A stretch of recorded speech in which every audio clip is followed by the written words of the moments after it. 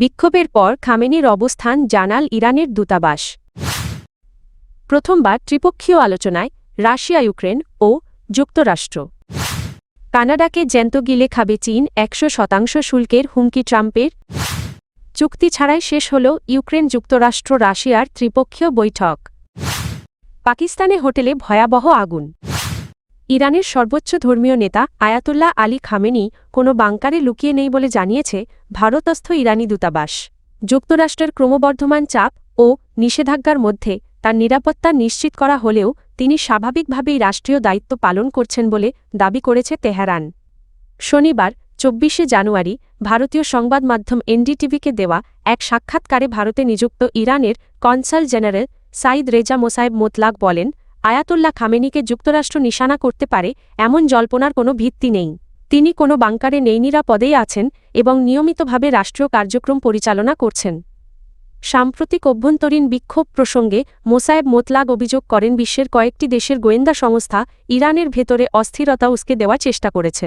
তিনি বলেন, ইরানকে অভ্যন্তরীণ সংকটে পড়েছে এমন একটি চিত্র ইচ্ছাকৃতভাবে তুলে ধরা হচ্ছে। নিষেধাজ্ঞা ও আন্তর্জাতিক চাপের মধ্যেও ইরান ভারত সম্পর্ক বজায় রাখার ওপর গুরুত্ব দিয়ে তিনি বলেন, উভয় দেশ পারস্পরিক সহযোগিতা অব্যাহত রাখতে আগ্রহী। বিক্ষোভ দমনের বিষয়ে ইরানি কূটনীতিক দাবি করেন, গত বৃহস্পতিবার 8ই জানুয়ারি ও শুক্রবার পর্যন্ত নিরাপত্তা বাহিনী বিক্ষোভকারীদের প্রতি যথেষ্ট আত্মসংযম ও নমনীয়তা দেখিয়েছে। প্রথমবারের মতো যুক্তরাষ্ট্র ও ইউক্রেনের সঙ্গে ত্রিপক্ষীয় নিরাপত্তা আলোচনায় বসেছে রাশিয়া। সংযুক্ত আরব আমিরাতের রাজধানী আবুধাবিতে স্থানীয় সময় শুক্রবার রাত এই আলোচনা শুরু হয়। সংযুক্ত আরব আমিরাতের রাষ্ট্রীয় সংবাদ সংস্থা WAM জানিয়েছে, সংকটের রাজনৈতিক সমাধান খুঁজে বের করার লক্ষ্যে এই সংলাপ দুদিন ধরে চলবে। বার্তা সংস্থা রয়টার্স জানিয়েছে, শুক্রবার আবুধাবিতে ইউক্রেন ও রাশিয়ার প্রতিনিধিরা ভূখণ্ড সংক্রান্ত গুরুত্বপূর্ণ ইস্যু নিয়ে আলোচনা করেছেন। তবে প্রাথমিক আলোচনায় কোনো আপোষের ইঙ্গিত পাওয়া যায়নি। ত্রিপক্ষীয় নিরাপত্তা আলোচনায় রাশিয়ার প্রতিনিধি দলের নেতৃত্ব দিচ্ছেন রুশ নৌবাহিনীর অ্যাডমিরাল ইগর কোস্তুকভ। একই সময় অর্থনৈতিক বিষয় নিয়ে যুক্তরাষ্ট্রের বিশেষ দূত স্টিভ উইটকফের সঙ্গে আলাদাভাবে বৈঠক করবেন রুশ আলোচক কিরিল দিমিত্রিয়েভ। ক্রেমলিনের সহযোগী ইউরি উশাকভের বরাত দিয়ে রয়টার্সে তথ্য জানিয়েছে। এএফপির প্রতিবেদনে বলা হয়েছে, ইউক্রেনের পক্ষে আলোচনায় অংশ নিচ্ছেন প্রেসিডেন্ট ভলোদিমির জেলেনস্কির নতুন chief of staff Kyrylo Budanov, ভূনিরাপত্তা প্রধান রুস্তেম উমেরভ, সেনা প্রধান আন্দ্রি নাটোভ এবং আলোচক ডেভিড আরাখামিয়া। এর আগে বৃহস্পতিবার রাতে মস্কোয় প্রেসিডেন্ট ভ্লাদিমির পুতিনের সঙ্গে 3 জন মার্কিন দূতের দীর্ঘ বৈঠক হয়। ওই বৈঠকের পর ক্রেমলিন জানায়, ভূখণ্ড কেন্দ্রিক সমস্যার সমাধান ছাড়া ইউক্রেন সংকটে টেকসই শান্তি প্রতিষ্ঠা সম্ভব নয়। চীনের সঙ্গে সম্ভাব্য বাণিজ্য চুক্তির পথে হাঁটলে কানাডার ওপর 100% শুল্ক আরোপের হুঁশিয়ারি দিয়েছেন মার্কিন প্রেসিডেন্ট ডোনাল্ড ট্রাম্প। শনিবার নিজের সামাজিক যোগাযোগ মাধ্যম ট্রুথ সোশ্যালে দেওয়া এক বার্তায় তিনি কানাডার প্রধানমন্ত্রী মার্ক কার্নিকে সতর্ক করে বলেন, এ ধরনের কোনো পদক্ষেপ কানাডার জন্য ভয়াবহ পরিণতি ডেকে আনবে। ট্রাম্প লিখেছেন, চীন কানাডাকে জ্যান্ত গিলে খাবে এবং এর ফলে দেশটির ব্যবসা বাণিজ্য, সামাজিক কাঠামো ও সাধারণ মানুষের জীবনযাত্রা মারাত্মকভাবে ক্ষতিগ্রস্ত হবে।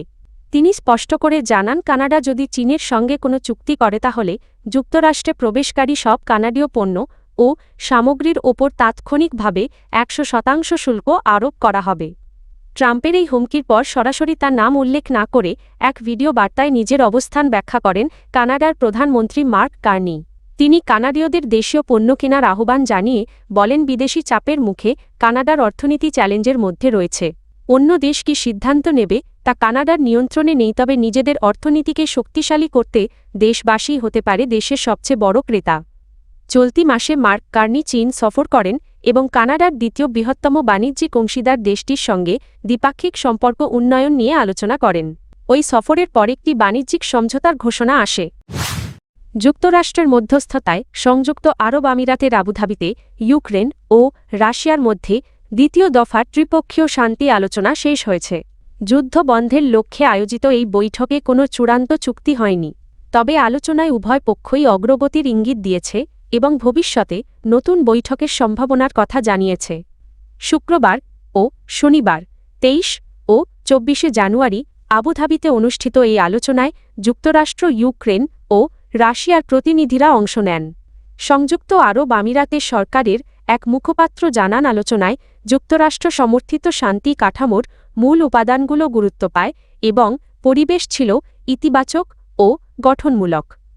বৈঠকে যুদ্ধ অবসানের সম্ভাব্য শর্তদণ্ডবাস অঞ্চলের বিতর্কিত ভূখণ্ডগুলোর ভবিষ্যৎ এবং ইউক্রেনের জ্বালানি অবকাঠামোকে ঘিরে সম্ভাব্য যুদ্ধবিরতি নিয়ে বিস্তারিত আলোচনা হয়। ইউক্রেনের প্রেসিডেন্ট ভলোদিমির জেলেনস্কি আলোচনাকে গঠনমূলক বলে উল্লেখ করেন। তিনি বলেন, যুক্তরাষ্ট্র যুদ্ধ শেষ করার লক্ষ্যে কিছু সম্ভাব্য কাঠামো প্রস্তাব করেছে, যার মধ্যে যুদ্ধ অবসানের শর্তাবলী এবং সংশ্লিষ্ট নিরাপত্তা নিশ্চয়তার বিষয়টি অন্তর্ভুক্ত রয়েছে। বিশ্লেষকদের মতে যদিও এখনও কোনো সমঝোতা হয়নি, তবে এই আলোচনা ভবিষ্যৎ শান্তি প্রক্রিয়ার জন্য একটি গুরুত্বপূর্ণ ভিত্তি তৈরি করেছে। পাকিস্তানের পূর্বাঞ্চলীয় শহর লাহোরের গুলবার্গ এলাকায় একটি অভিজাত হোটেলে ভয়াবহ অগ্নিকাণ্ডে অন্তত ৩ জন নিহত হয়েছেন এবং দগ্ধ হয়েছেন আরও 7 জন। ফায়ার সার্ভিসের দ্রুত অভিযানে হোটেলে অবস্থানরত ২৭৫ জনকে নিরাপদে উদ্ধার করা হয়েছে। শনিবার ২৪শে জানুয়ারি নূর জাহান রোডে অবস্থিত ইন্ডিগো হোটেল এ অগ্নিকাণ্ড ঘটে বলে জানিয়েছে পাকিস্তানি সংবাদ মাধ্যম ডন। রেস্কিউ ১১২২ জানায় দুপুর ১২টা ২৫ আগুন লাগার খবর পেয়ে কমান্ড অ্যান্ড কন্ট্রোল সেন্টার থেকে দ্রুত উদ্ধারকারী দল পাঠানো হয়। সে সময় হোটেলটিতে একটি স্কুলের অনুষ্ঠান চলছিল।